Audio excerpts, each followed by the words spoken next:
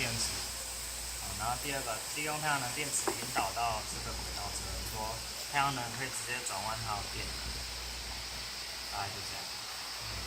如果你还想再讲的话，就是可以先把一颗灯辅助灯关掉，因为当天一定是3个辅助灯照到这6片板子，它才会跑。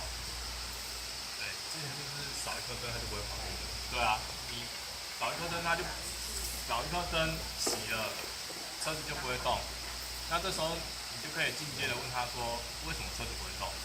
因为电力克不够嘛。那个5号车的马达只能就是最多只能吃30克。那刚刚说的这一片有0.5伏嘛，6片就是30。好，不然雨雪来示范一下那一个关主要怎么讲。这不是你的吗？你帮我讲一下。你就